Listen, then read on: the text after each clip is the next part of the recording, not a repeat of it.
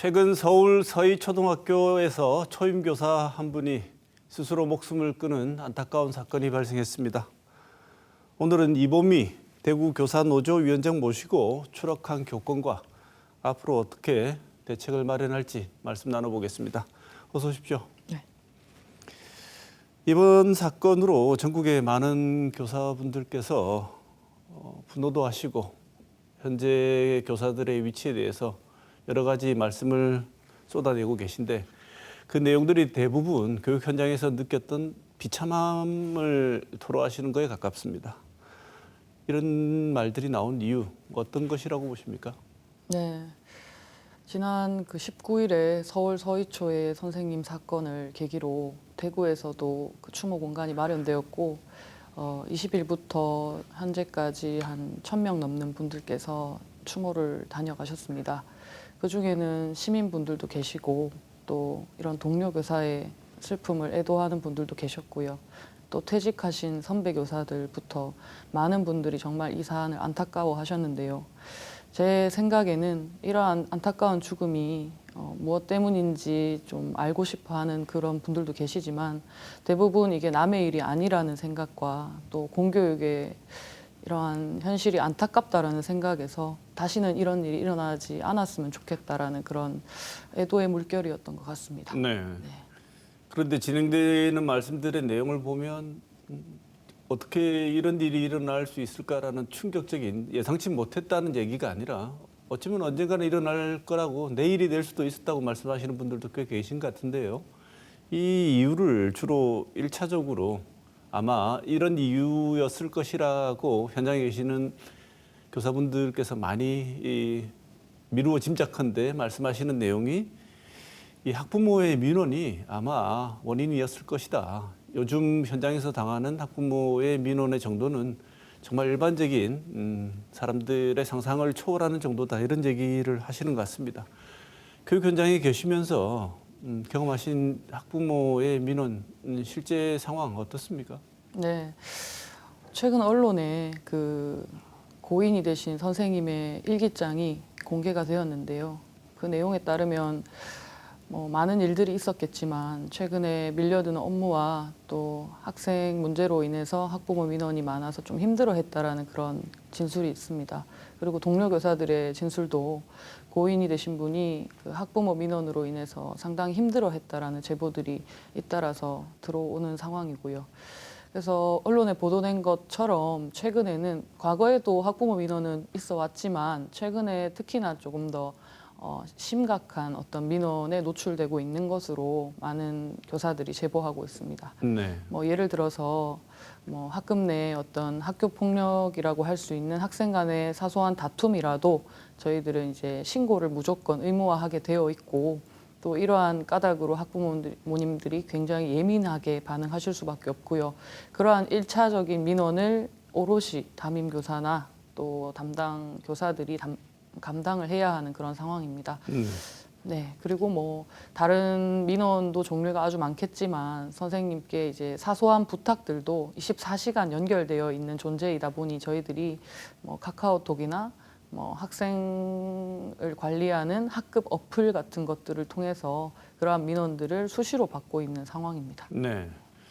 어떻게 보면 구조적인 문제일 수도 있다는 생각이 드는 것이 학생들이 다툼이 있거나 학교 폭력이 발생하게 되면 항상 두 학생 혹은 그 이상의 여러 쌍방이 생기지 않습니까? 그러면 해결을 어떻게 하든지 간에 한쪽 편은 조금 불만이 있을 것 같은데 그 불만에 남아있는 불평불만의 영역이 오롯이 선생님께 전가가 되는 이런 구조로 지금 진행될 수밖에 없는 상황으로 보입니다. 네. 그러면 이런 일들 같은 경우에 이번에 돌아가신 분도 그렇지만 연차가 저연차 선생님이기 때문에 아직까지 별로 이런 경험이 많지 않아서 더 힘들어했을 수도 있지 않겠나 이렇게 지적하시는 분들도 일각에는 있는데 현장에 계신 분들은 아니다. 그게 아니라 고연차 선생님들도 비슷한 혹은 경험 예전과 또 달라진 것에서 오는 격차에서 오는 심각함이 있기 때문에 고연차 선생님들도 여전히 힘드시다고 토로하신다는데 실제로 그렇습니까? 네,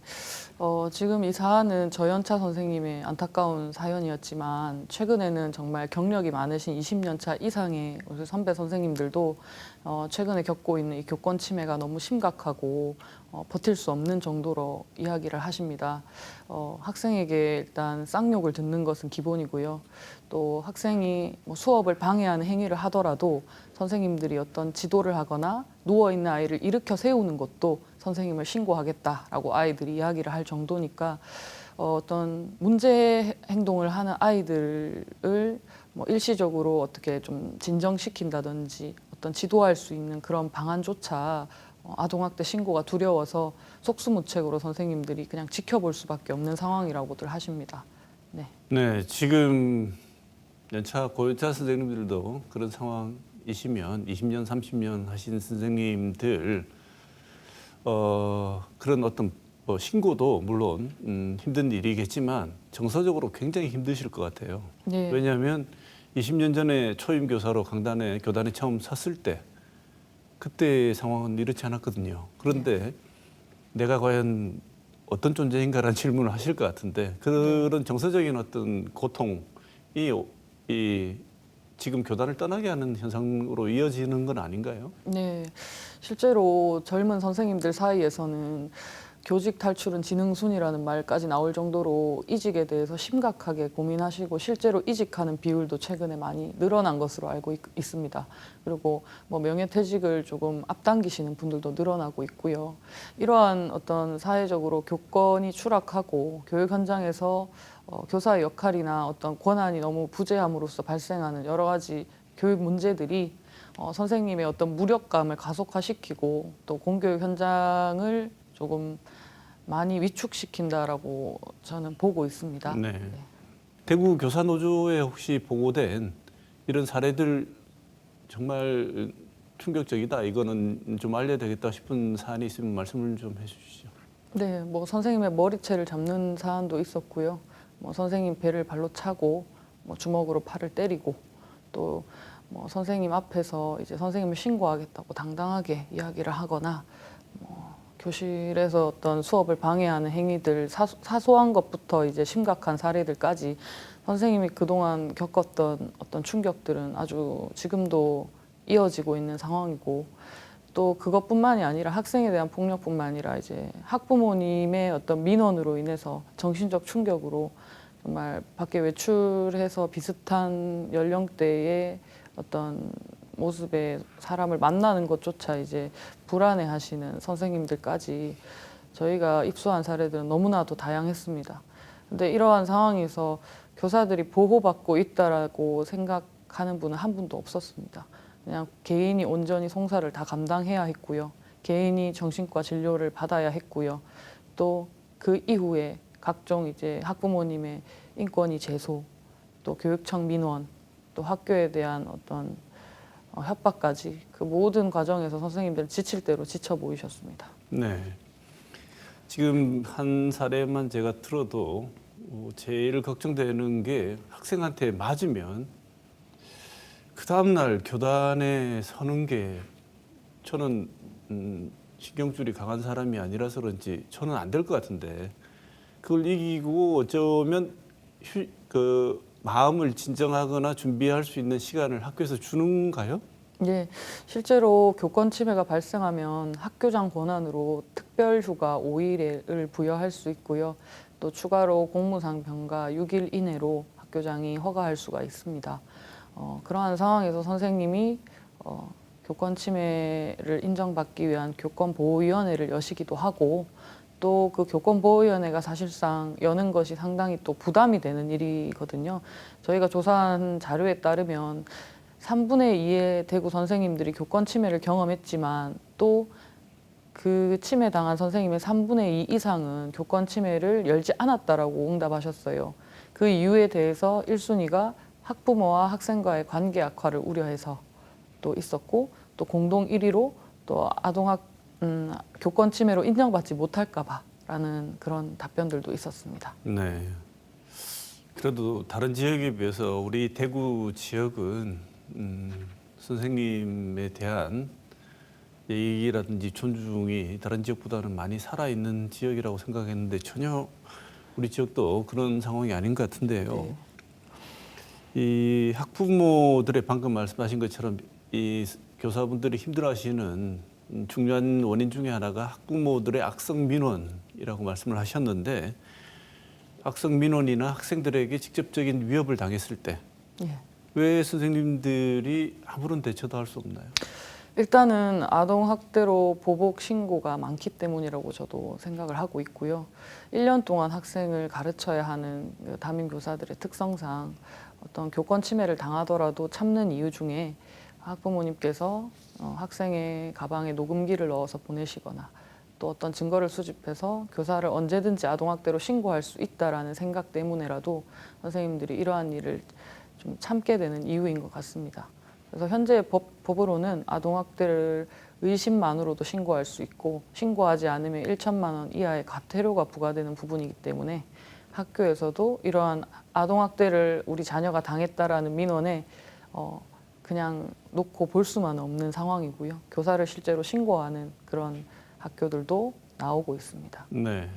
그러면 교사분들에게는 어쩌면 이 교사로서의 교권 침해 사례에 대응할 수 있는 장치가 부재한 상황에서 선생님 말씀을 지금 들어보면 예. 항상 교실에서 누군가가 녹음할 수 있다는 걸 전제하고 수업을 하셔야겠네요. 예, 요즘 교사들은 말 한마디 행동 하나하나도 다 조심하고 있는 상황이고요. 앞서 말씀드린 것처럼 아이의 몸에는 절대 붙잡는 것조차도 저희는 조심하고 있는 상황이고 하지만 정말 부득이한 경우에 아이들이 싸우는 경우라든지 말려야 한다든지 급하게 또 그다음에 수업 중에 다른 아이에게 피해를 주는 행위를 한다든지 위험한 행위를 할 때는 어쩔 수 없이 아이를 진정시키거나 개입을 해야 하는데 그러한 상황조차도 저희에게는 학대로 오인을 받아서 신고를 당할 수 있는 사안이고 또 실제 그런 행위가 없더라도 부풀려서 아이의 말을 듣고 또 신고하는 경우들도 확인하였기 때문에 저희들이 그런 부분이 가장 우려되는 점인 것 같습니다. 네. 지금 학생이 문제를 일으키면 제가 당장 드는 생각이 교실 내에서 문제를 일으키지 않습니까? 담임 선생님을 폭행한다는 것은 선생님도 엄청난 고통에 시달리는 트라우마에 시달릴 수 있는 일이지만 그걸 보고 있는 학생들도 끔찍한 일일 것 같아요. 네. 그래서 다른 학생들도 상처를 받게 되고 수업이 진행 안 돼서 학습권이 침해되고 이런 일들이 벌어집니다. 이런 경우는 어떻게 조치합니까? 지금은 그런 이제 긴급한 사안이 발생하면 학교 관리자나 동료 교사가 개입하여서 그 상황을 진정시키고 교권 침해 관련해서 보고 매뉴얼은 있습니다만 실질적으로 또 사소한 수업 방해 행위라든지 의도적인 수업 방해 행위가 최근에 이제 교권 침해 유형으로 새롭게 유형이 추가가 되었는데요. 지금은 이제 그러한 수업 방해 행위에 대해서도 교보위를 여는 것 외에는 이 아이를 따로 분리하거나 하는 그런 제도들이 마련되어 있지 않다 보니까 그러한 수업을 방해하는 행위조차도 선생님들이 이제 그냥 말로 지시로 따르지 않더라도 그렇게 이야기를 하면서 진정시키거나 달래는 것 외에는 할 수 있는 것이 없는 상황이라고 보여집니다. 제가 이렇게 이런 용어들이 큽니다. 보면 이렇게 학대 뭐 이렇게 보면 용어들이 너무 커서 잘 와닿지 않는 것 같아서 하나 제가 질문을 드려보겠습니다. 네. 학교 다닐 때 보통 말썽꾸러기가 있지 않습니까? 장난꾸러기. 그래서 자꾸 수업하는데 뒤돌아보고 친구하고 장난치고 이렇게 하고 있습니다. 그러면 이 수업을 하기 위해서 당연히 이 선생님이 지적을 하시겠죠. 누구 바로 앉아라. 수업하는데 바로 앉아야 해. 친구랑 지금은 떠들면 안 되는 거야. 라고 주의를 주거나 그러면 안 되는 거야 라고 야단을 치면 학대입니까? 지금 정서학대가 아동복지법상의 유형으로 들어가 있는데요. 그 아동의 정신건강이나 발달을 저해할 수 있는 모든 행위를 다 일컫는 약간 모호한 개념입니다. 그래서 지금은 정말 학교 현장에서 학부모님들의 민원 중에 하나가 우리 아이에게 친절하게 해주지 않았다. 우리 아이를 다른 아이와 차별했다. 또는 다른 아이들 앞에서 우리 아이를 지적했기 때문에 우리 아이가 정서학대를 당했다라고도 신고 사유가 되는 것이 현실입니다. 네. 예. 그러면 학원 가기 싫은데 억지로 학원 보내는 부모들은 전부 아동 학대 아닙니까? 이렇게 학대를 적용시키면. 그래서 저희 교사들끼리 하는 말로 아동학대법이 그 아동 기분 상해죄라고 표현을 합니다. 그래서 저희가 아동의 기분을 상하게 하는 것조차 조심스러워서 최근에는 자는 학생을 깨우지 않는 선생님들까지 생기고 또 아이들이 뭐 어떤 행동을 하든지 내가 어디까지가 훈육이고 어디까지가 생활지도고 어디까지가 학대인지가 지금 법적으로도 불분명하기 때문에 선생님들이 이러한 지도에도 조금 조심을 많이 하시고 있는 상황입니다. 이렇게 그러는데 말도 안 되는 학대를 당했다고 신고를 하게 되면 실제로 신고까지 이어지겠죠. 이어지니까 선생님들께서 이렇게 정서적으로 항상 주의를 하고 긴장하고 공포감을 느낄 네, 정도로. 실제 많이 신고를 당하고 계십니다. 그래서 자고 있는 애 보고 일어나라 그랬는데 아, 나 학대 당했다고 신고를 하게 되면 너무 황당하지 않습니까? 선생님 입장에서. 예. 그런데도 선생님들께서 이걸 방어할 수 있는 방법이나 이런 게 없다면서요. 네, 개인적으로 일단 변호사를 선임하거나 경찰 조사가 시작되게 되면 경찰 조사에 임하기 위해서 각종 상담 자료나 어떤 학생 목격 진술서라든지 이런 것을 확보하시느라고 1차적으로 너무 고생을 많이 하시고요. 또 변호사가 선임되어서 무혐의 판정이 나더라도 뭐 실제로 그 학부모가 그렇게 학생의 말을 듣고 믿었다라고 하면 학부모를 무고죄로 신고하는 것도 실익이 없는 상황입니다. 지금 선생님께서 보시기에는 아동학대 처벌법 여러 가지 이런 점에서는 문제가 있다고 보시는데 구체적으로 어떤 점이 좀 바뀌어야 된다고 보십니까? 네, 일단 외국처럼 교원의 어떤 교육 활동이나 생활 지도에 대해서는 아동 학대로 보지 않는다라는 불성립 조항이 들어가야 하는데 지금으로서는 국회 초중등 교육법 개정안들이 계류가 되어 있고 발의가 되어 있고요. 궁극적으로는 아동학대 범죄의 처벌에 관한 법률인 아동학대 처벌법이 단서 조항이 교육활동에 대해서는 들어간다든지 아동복지법상의 모호한 정서학대의 개념이라든지 이런 것들이 생활지도를 포함하지 않도록 하는 그런 개정들이 필요할 것으로 저는 생각하고 있습니다. 네, 지금 선생님 말씀을 들어보면은 어떠한 평가적인 발언, 학생에 대한 평가적인 발언을 너 그러면 나중에 커서 이런 말은 정말 바로 신고되겠네요. 너 커서 나중에 뭐가 되려고 이래? 네, 문제가 있을 수 있는 발언입니다. 네. 그리고 저희가 생활기록부라는 것을 작성하지 않습니까? 교사가 생활기록부 작성 권한이 있음에도 불구하고 연말에 많은 민원을 받습니다. 생활기록부를 고쳐달라는 민원. 네. 그리고 생활기록부는 단순히 교사가 주관적으로 판단하는 기록이 아니라 누가 기록이라고 해서 꾸준히 그 학생의 어떤 행동을 관찰하고 선생님이 기록한 자료를 근거로 작성하는 공식적인 문서임에도 어떤 학교 측에서 학부모 민원이 들어오면 좀 좋은 방향으로 수정하라는 식의 어떤 압박도 들어오고요. 온전히 평가를 할 수 있는 권한조차 없는 것이 최근의 상황입니다. 근데 교사들이 그런 교육을 하기 위해서 교권보호위원회라는 게 현재 있지요. 네. 여기 요청해도 교육 현장에서는 전혀 도움이 안 된다. 전혀까지는 뭐 너무 과도한 말인지 네. 몰라도 거의 도움이 안 된다고 말씀하시는 것 같은데 구체적인 이유가 어떤 이유 때문에 그렇습니까? 몇 가지 저희가 이제 사례를 통해서 느낀 문제점들이 있는데요. 이제 학교 교권보호위원회는 그 초중고의 모든 학교에 의무적으로 설치하여야 합니다. 그리고 위원 구성도 그 학교에 있는 위원들로 구성을 하는데요. 외부 위원을 제외하고 이제 학부모 위원과 외부 위원, 그다음에 교원 위원은 절반을 넘을 수가 없고요. 그렇게 해서 구성된 위원들이 이런 사안이 있을 때 교원의 요청에 의해서 열리게 되어 있습니다. 그런데 일부 학교에서는 이 교보위가 열리게 되면 학부모를 상대로 또 학교가 소송이라든지 여러 가지 민원에 휘말릴 수 있기 때문에 대체적으로 좀 무마하려고 하시는 학교들도 있고 또 선도위원회로 하면 안 되겠냐라고 이렇게 좀 회유하시는 곳들도 있고 또 실제 열리더라도 이제 일부 학부모님들이 또 전문성의 문제들이 봉착이 되거든요. 왜냐하면은 이러한 어떤 법률 지식이 없고 또 판단을 하심에 있어서 다 각기 다른 판단을 하시기 때문에 교권 침해 아닌 판정이 나는 학교도 있고 똑같은 사례지만 다른 학교에서는 교권 침해가 인정되는 사례까지 너무나 다양하게 선생님들이 또 그런 뭐 불합리한 결정을 받으시는 경우들도 있습니다. 그래서 이런 위원들의 어떤 학부모나 일반인 위원들이 좀 많다 보니까 이런 현장의 이해도가 조금 부족하신 경우들도 있고 이런 문제들뿐만 아니라 또 의무적으로 개최하지 않는 학교들까지 다양한 문제점들이 있는 것으로 알고 있습니다. 네, 그러면 교권보호위원회는 실제적으로 작동을 안 하는 것처럼 보이는데요.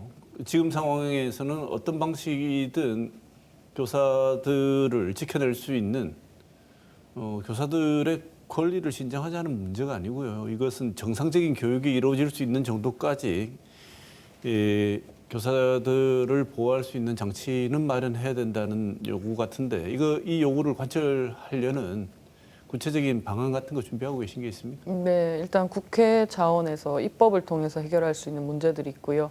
아까 말씀드린 것처럼 무분별한 신고가 교육을 방해하는 그런 행위가 되지 않도록 아동학대법 관련 법안을 조금 개정해야 되는 부분도 있고 또 이제 24시간 교사가 어떤 1대1의 민원에 항상 노출되어 있는 이러한 상황 때문에 어떤 학부모의 어떤 민원이나 이런 부분들을 공식적인 창구로 일어나 해서 좀 거쳐서 선생님들이 답변을 드리거나 하는 또 수업 시간이나 또 퇴근 시간 이후에는 연결되지 않을 권리들을 좀 장치들을 보장해야 할 시기가 아닌가 생각합니다. 네.